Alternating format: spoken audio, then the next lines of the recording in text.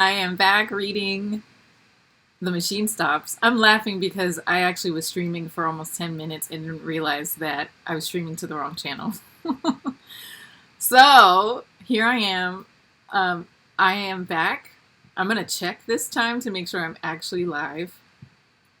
Um, let's see. Am I live? It looks like I'm live. I think I'm live. Okay. Thank you so much to our mod for texting me because I had no idea. Mods are great. Mods are the best. Thank you, Puck90. You are awesome. You already know that. You already know how much we love you. So thank you. All right.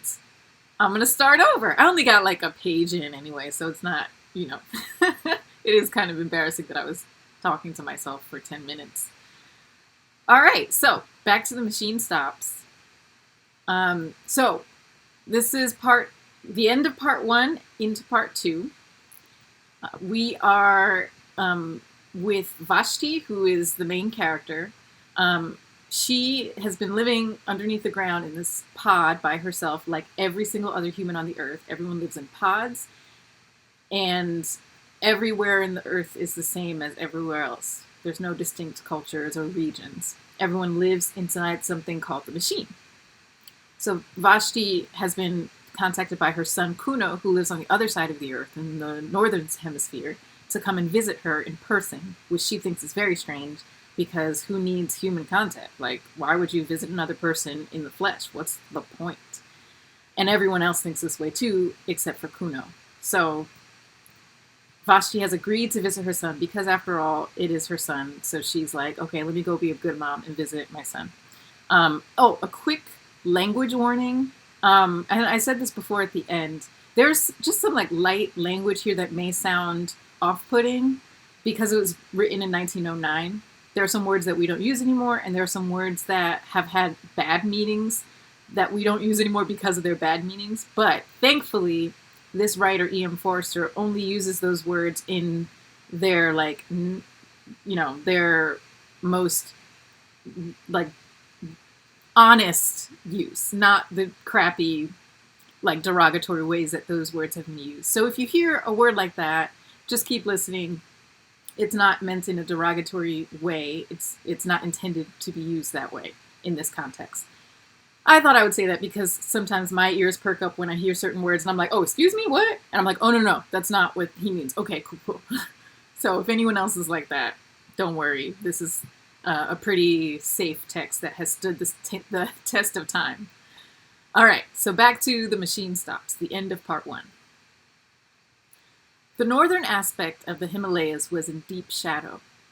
On the Indian slope, the sun had just prevailed. The forests had been destroyed during the literature epoch for the purpose of making newspaper pulp, but the snows were awakening to their morning glory, and clouds still hung on the breasts of Kinchinjunga. In the plain were seen the ruins of cities, with diminished rivers creeping by their walls, and by the sides of these were sometimes the signs of vomitories, marking the cities of today. Over the whole prospect airships rushed, crossing the intercrossing with incredible aplomb, and rising nonchalantly when they desired to escape the perturbations of the lower atmosphere and to traverse the roof of the world. "We have indeed advanced, thanks to the machine," repeated the attendant, and hid the Himalayas behind a metal blind. The day dragged forward wearily. The passengers sat each in his cabin, avoiding one another with an almost physical repulsion and longing to be once more under the surface of the earth. There were 8 or 10 of them, mostly young males, sent out from the public nurseries to inhabit the rooms of those who had died in various parts of the earth. The man who had dropped his book was on the homeward journey. He had been sent to Sumatra for the purpose of propagating the race. Vashti alone was traveling by her private will. At midday, she took a second glance at the earth. The airship was crossing another range of mountains, but she could see little owing to clouds. Masses of black rock hovered below her and merged indistinctly into gray. Their shapes were fantastic. One of them resembled a prostrate man. "No ideas here," murmured Vashti. and hid the Caucasus behind a metal blind. In the evening she looked again. They were crossing a golden sea in which lay many small islands and one peninsula. She repeated, "No ideas here," and hid Greece behind a metal blind. That's the end of part 1. Part 2, the mending apparatus. By a vestibule, by a lift, by a tubular railway, by a platform, by a sliding door, by reversing all the steps of her departure, did Vashti arrive at her son's room, which exactly resembled her own. She might well declare that the visit was superfluous. The buttons, the knobs, the reading desk with the book, the temperature, the atmosphere, the illumination, all were exactly the same. And if Kuno himself, flesh of her flesh, stood close beside her at last, what profit was there in that? She was too well bred to shake him by the hand. Averting her eyes, she spoke as follows. "Here I am.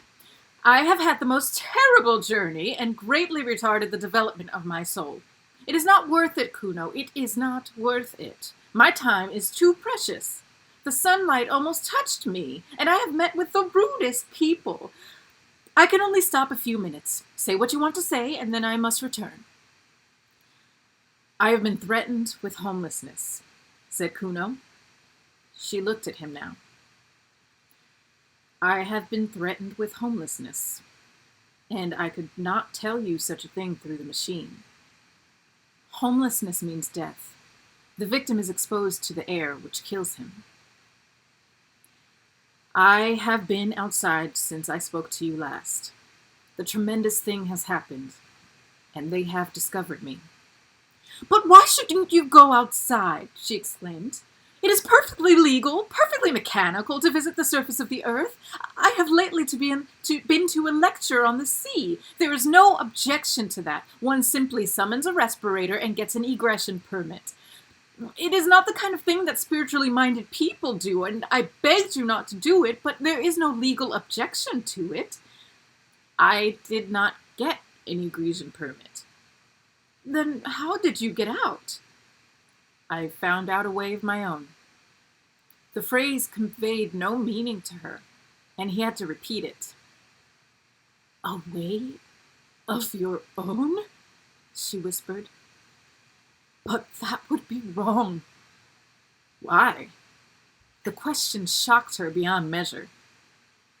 "You are beginning to worship the machine," he said coldly. "You think it irreligious of me to have found out a way of my own. It was just what the committee thought when they threatened me with homelessness."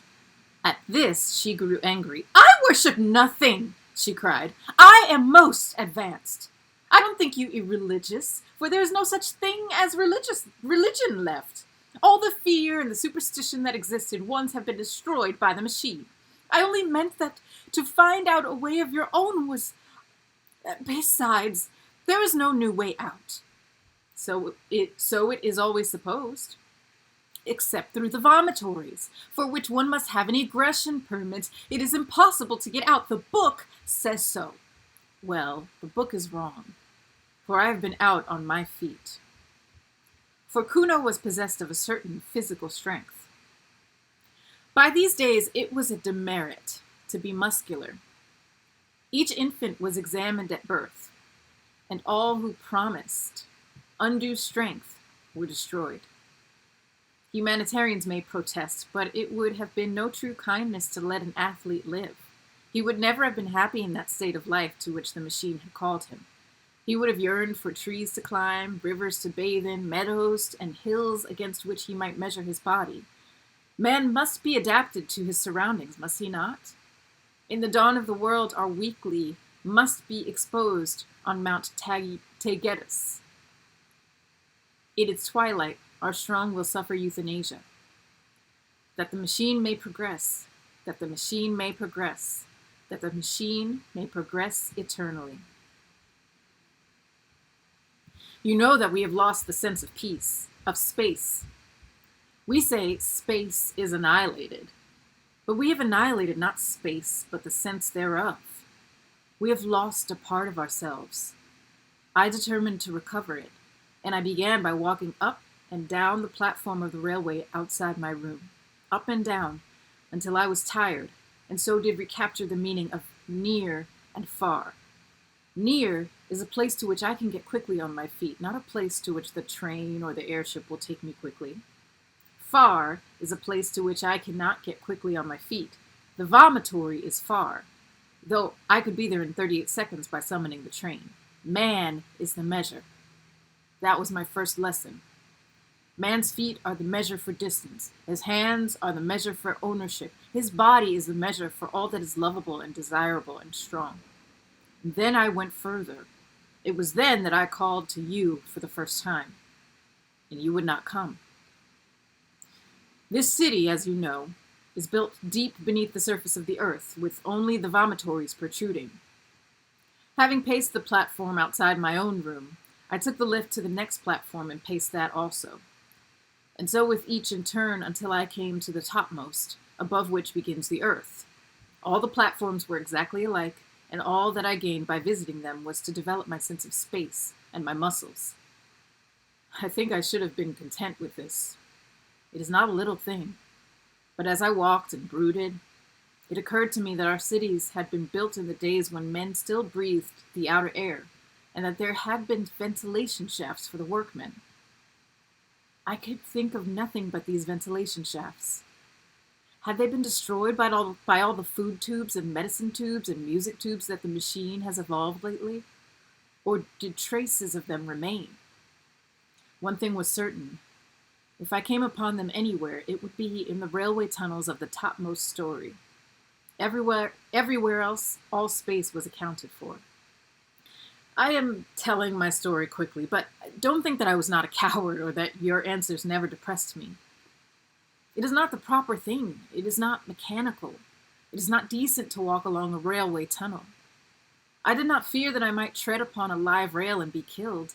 I feared something far more intangible, doing what was not contemplated by the machine. And then I said to myself, man is the measure. And I went. And after many visits, I found an opening. The tunnels, of course, were lighted. Everything is light, artificial light. Darkness is the exception. So when I saw a black gap in the tiles, I knew that it was an exception, and rejoiced. I put in my arm. I could put in no more at first, and waved it around and round in ecstasy. I loosened another tile and put in my head, and shouted into the darkness, I am coming! I shall do it yet! And my voice reverberated down endless passages. I seemed to hear the spirits of those dead workmen who had returned each evening to the starlight and to their wives, and all the generations who had lived in the open air called back to me, you will do it yet! You are coming!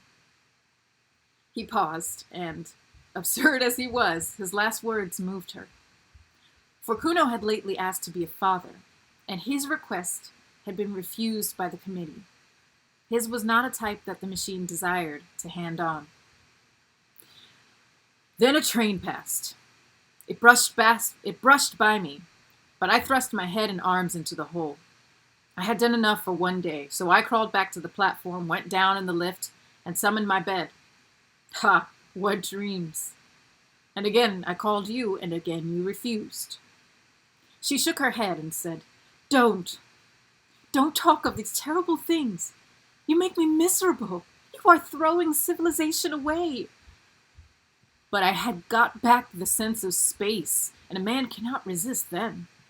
And a man cannot rest then.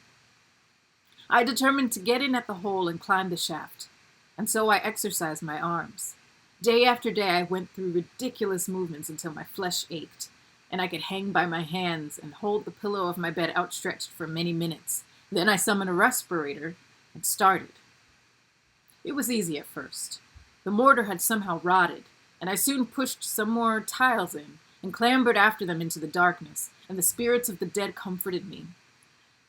I don't know what I mean by that. I just say what I felt. I felt, for the first time, that a protest had been lodged against corruption, and that even as the dead were comforting me, so I was comforting the unborn. I felt that humanity existed, and that it existed without clothes. How can I possibly explain this? It was naked. Humanity seemed naked, And all these tubes and buttons and machineries neither came into the world with us, nor will they follow us out, nor do they matter supremely while we are here. Had I been strong, I would have torn off every garment I had and gone out into the outer air unswaddled. But this is not for me, nor perhaps for my generation. I climbed with my respirator and my hygienic clothes and my dietetic tabloids. Better thus than not at all. There was a ladder, made of some primeval metal. The light from the railway fell upon its lowest rungs, and I saw that it led straight upwards out of the rubble at the bottom of the shaft. Perhaps our ancestors ran up and down it a dozen times daily in their building. As I climbed, the rough edges cut through my gloves so that my hands bled. The light helped me for a little, and then came darkness and, worse still, silence, which pierced my ears like a sword. The machine hums. Did you know that? Its hum penetrates our blood and may even guide our thoughts. Who knows? I was getting beyond its power. Then I thought, this silence means that I am doing wrong. But I heard voices in the silence, and again they strengthened me. He laughed. I had need of them. The next moment I cracked my head against something. She sighed. I had reached one of those pneumatic stoppers that defend us from the outer air. You may have noticed them on the airship. Pitch dark, my feet on the rungs of an invisible ladder, my hands cut. I cannot explain how I lived through this part, but the voices still comforted me, and I felt for fastenings. The stopper, I suppose, was about 8 feet across. I passed my hand over it as far as I could reach. It was perfectly smooth. I felt it almost to the center. Not quite to the center, for my arm was too short. And then the voice said, "Jump. It is worth it. There may be a handle in the center, and you may catch hold of it and so come to us your own way. And if there is no handle, so that you may fall and are dashed to pieces, it is still worth it. You will still come to us your own way." So I jumped. There was a handle, and he paused. Tears gathered in his mother's eyes. She knew that he was fated. If he did not die today, he would die tomorrow. There was not room for such a person in the world. And with her pity, disgust mingled.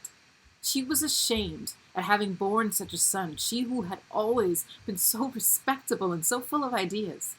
Was he really the little boy to whom she had taught the use of his stops and buttons, and to whom she had given his first lessons in the book? The very hair that disfigured his lip showed that he was reverting to some savage type. On atavism, the machine can have no mercy. There was a handle, and I did catch it. I hung transed over the darkness, and heard the hum of these workings as the last whisper in a dying dream. All the things I had cared about and all the people I had spoken to through tubes appeared infinitely little. Meanwhile, the handle revolved. My weight had set something in motion, and I span slowly, and then I cannot describe it. I was lying with my face to the sunshine. Blood poured from my nose and ears, and I heard a tremendous roaring. The stopper, with me clinging to it, had simply been blown out of the earth, and the air that we make down here was escaping through the vent into the air above. It burst up like a fountain. I crawled back to it, for the upper air hurts, and, as it were, I took great sips from the edge. My respirator had flown goodness knows where. My clothes were torn. I just lay with my lips close to the hole, and I sipped until the bleeding stopped. You can imagine nothing so curious. This hollow in the grass, I will speak of it in a minute. The sun shining into it, not brilliantly, but through marbled clouds. The peace, the nonchalance, the sense of space, and, brushing my cheek, the roaring fountain of our artificial air. Soon I spied my respirator, bobbing up and down in the current, high above my head, and higher still were many airships. But no one ever looks out of airships, and in any case they could not have picked me up. There I was, stranded. The sun shone a little way down the shaft, and revealed the topmost rung of the ladder. But it was hopeless trying to reach it. I should either have been tossed up again by the escape, or else have fallen in and died. I could only lie on the grass, sipping, and from time to time glancing around me. I knew that I was in Wessex, for I had taken care to go to a lecture on the subject before starting. Wessex lies above the room in which we are talking now. It was once an important state. Its kings held all the southern coast from the Andredswald to Cornwall, while the Wansdyke protected them on the north, running over the high ground. The lecturer was only concerned with the rise of Wessex, so I do not know how long it remained in international power, nor would the knowledge have assisted me. To tell the truth, I could do nothing but laugh during this part.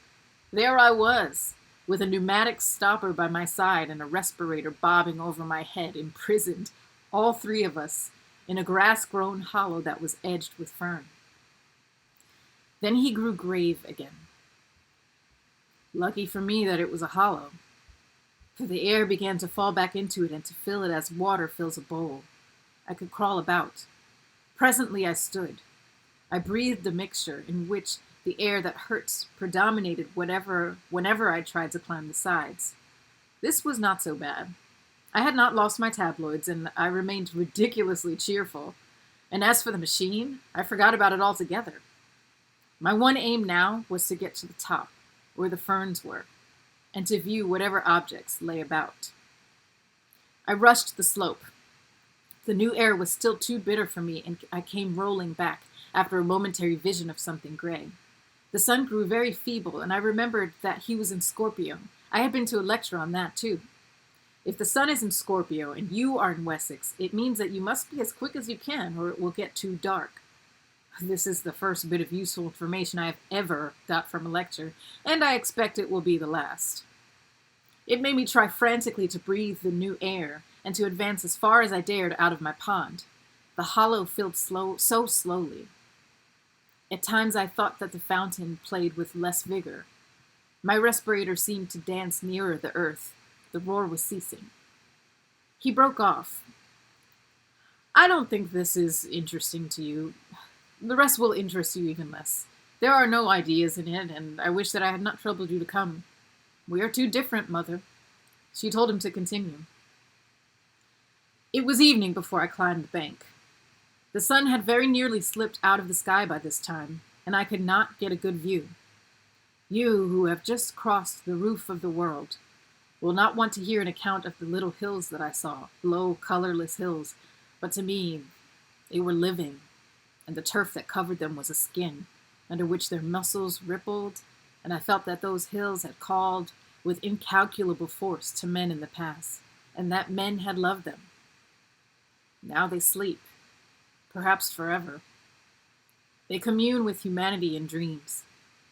Happy the man, happy the woman, who awakens the hills of Wessex. For though they sleep, they will never die. His voice rose passionately. Cannot you see, cannot all you lecturers see, that it is we that are dying, and that down here the only thing that really lives is the machine? We created the machine to do our will, but we cannot make it do our will now. It has robbed us of the sense of space and of the sense of touch. It has blurred every human relation and narrowed down love to a carnal act. It has paralyzed our bodies and our wills, and now it compels us to worship it. The machine develops, but not on our lives. The machine proceeds, but not to our goal. We only exist as the blood corpuscles that course through its arteries, and if it could work without us, it would let us die. Oh, I have no remedy, or at least only one, to tell men again and again that I have seen the hills of Wessex as Elfrid saw them when he overthrew the Danes. So the sun set. I forgot to mention that a belt of mist lay between my hill and other hills, and that it was the color of a pearl. He broke off for the second time. Go on, said his mother wearily. He shook his head. Go on. Nothing that you say can distress me now. I am hardened. I had meant to tell you the rest, but I cannot. I know that I cannot. Goodbye.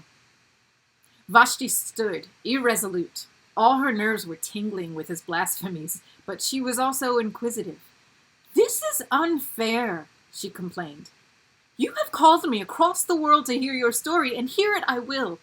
Tell me, as briefly as possible, for this is a disastrous waste of time. Tell me how you returned to civilization.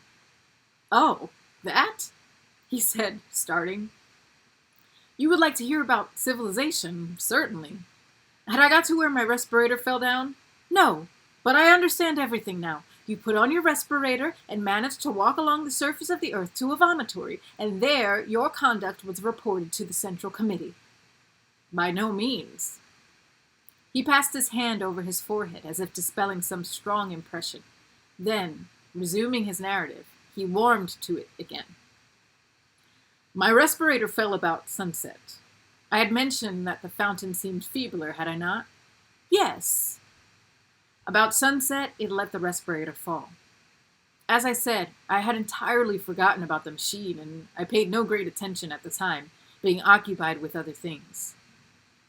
I had my pool of air, into which I could dip when the outer keenness became intolerable, and which would possibly remain for days, provided that no wind sprang up to disperse it. Not until it was too late did I realize what the stoppage of the escape implied. You see, the gap in the tunnel had been mended.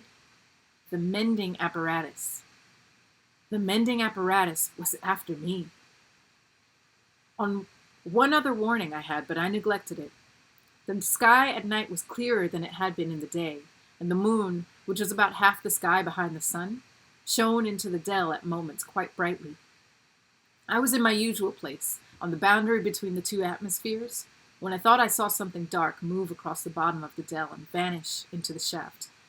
In my folly, I ran down. I bent over and listened, and I thought I heard a faint scraping noise in the depths. At this, but it was too late, I took alarm. I determined to put on my respirator and to walk right out of the dell, but my respirator was gone. I knew exactly where it had fallen, between the stopper and the aperture, and I could even feel the mark that it had made in the turf. It had gone, and I realized that something evil was at work, and I had better escape to the other air, and if I must die, die running towards the cloud that had been the color of a pearl. I never started.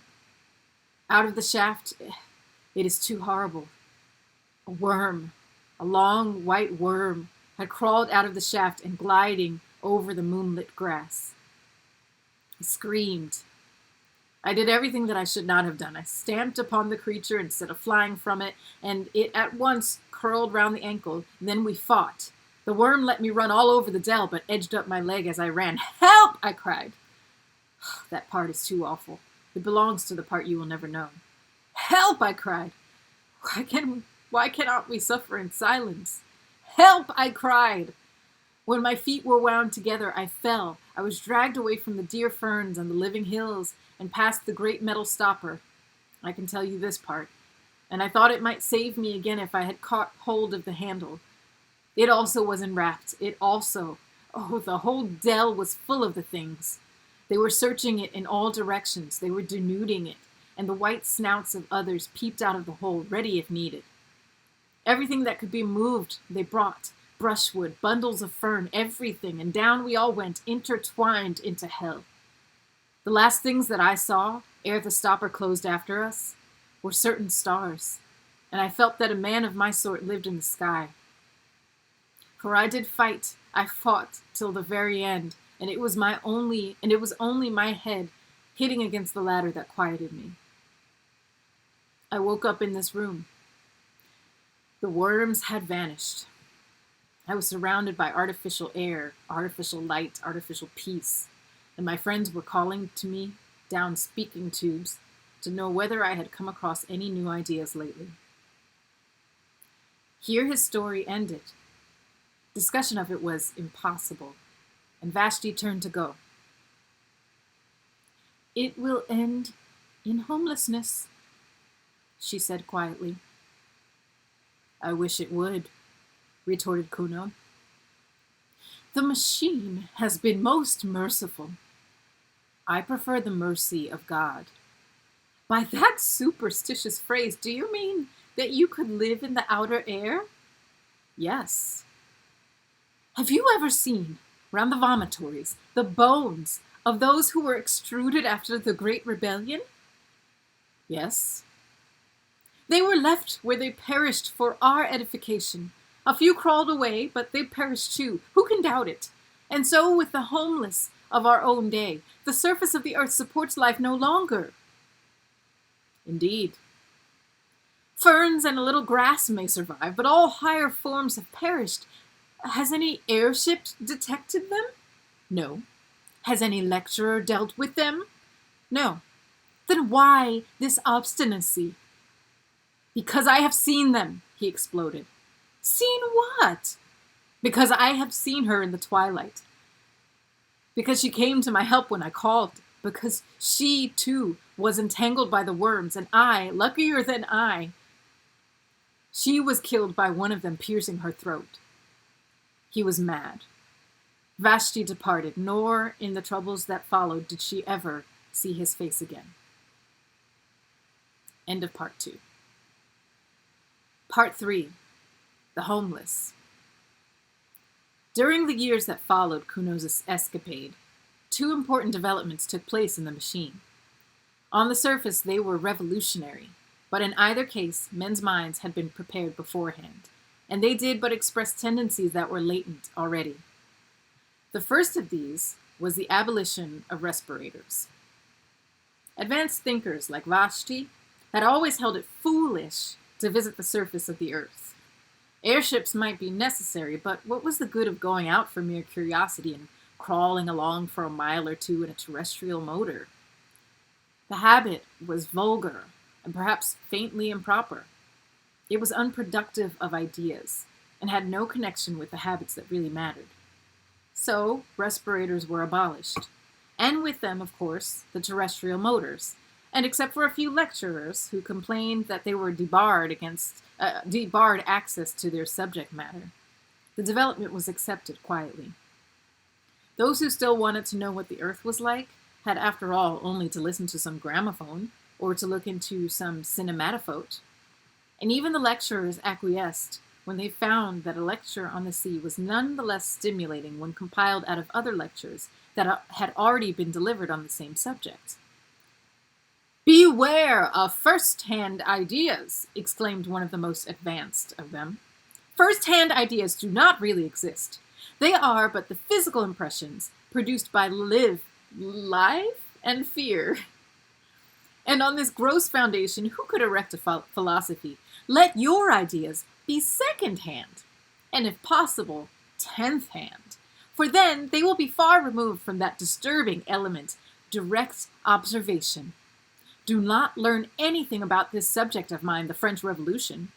Learn instead what I think, that any Charman thought, Urizen thought, Gooch thought, Hoyoung thought, Chi Bo Sing thought, Lafcadio Hearn thought, Carlyle thought, Mirabeau said about the French Revolution. Through the medium of these 10 great minds, the blood that was shed at Paris and the windows that were broken at Versailles will be clarified to an idea which you may employ most profitably in your daily lives. But be sure that the intermediates are many and varied, for in history one authority exists to counteract another. Urizen must counteract the skepticism of Hoyoung and Charman. I must myself counteract the impetuosity of Gooch. You who listen to me are in a better position to judge about the French Revolution than I am. Your descendants will be even better positioned than you, for they will learn what you think I think, and yet another intermediate will be added to the chain. And in time, his voice rose, there will come a generation that had got beyond facts, beyond impressions, a generation absolutely colorless, a generation seraphically free from taint of personality, which will see the French Revolution not as it happened, nor as they would like to have happened, but as it would have happened had it taken place in the days of the machine. And we're going to stop there today.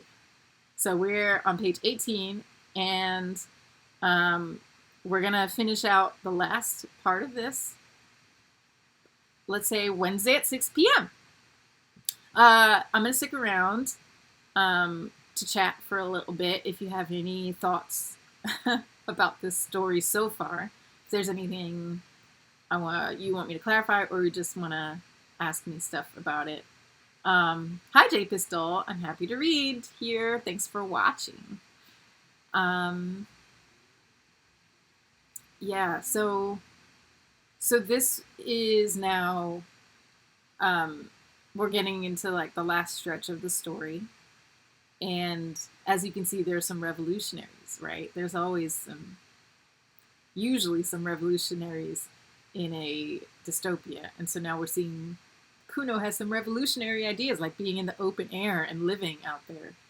And he says he even saw someone else up there who was killed by the machine. So the plot thickens.